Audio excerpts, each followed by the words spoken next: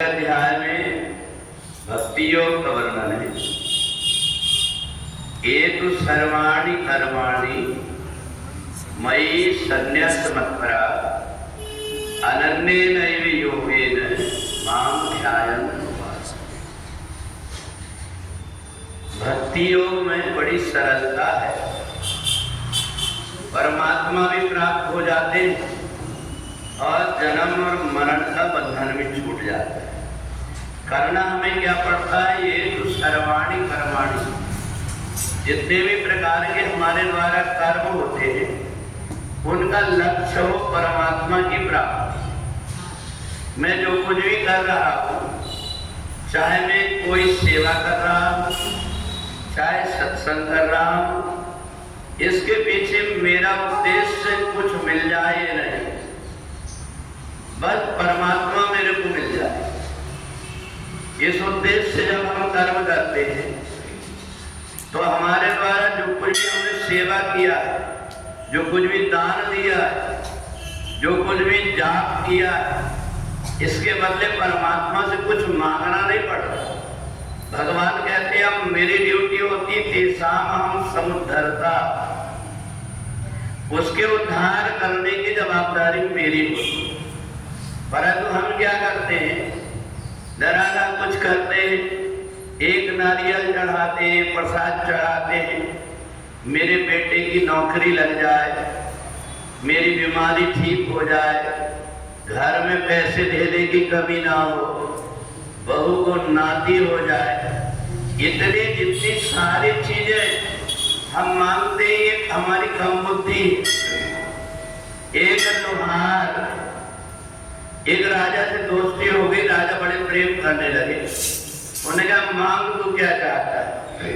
उन्होंने कहा ये गोरा कोयला दे दो मेरे को ताकि मेरी भट्टी चलती है। राजा ने कहा कि तेरी बुद्धि ही है। मांगने वाला जो व्यक्ति होता है वो अपनी दीनता दिखा करके और परमात्मा के आगे उसका विश्वास खत्म हो जाता है।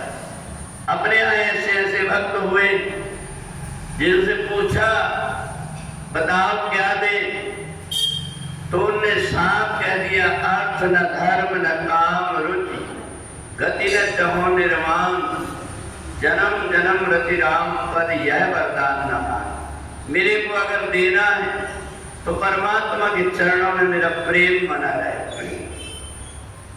जितने भी व्यक्ति छल और प्रपंच करता है, जितना भी दूसरे लोगों को अज्ञानी समझ करके अपना स्वार्थ सिद्ध करता है, उस व्यक्ति को ये पता नहीं है कि उससे कई गुना चालाक वो है, समझदार वो है जिसकी शरणागति व्यक्ति ने ग्रहण कर लिया।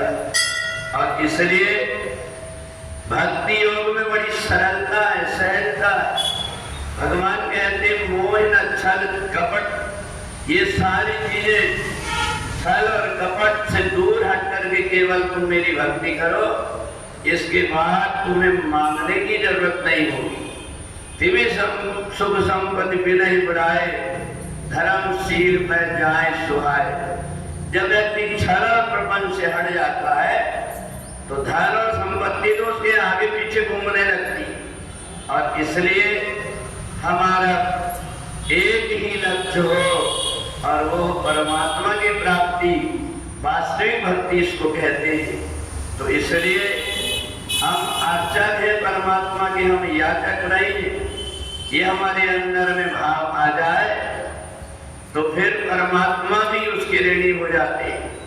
और इसलिए भगवान ने सारे देवताओं से किसी से और कुछ कहने में संकोच नहीं किया, पर जिसने निष्काम भाव से सेवा किया उन हनुमान जी से एक बात जरूर कह दिया, प्रति उपकार करो का थोड़ा सन्मुख होई न सकत मन मुंडा।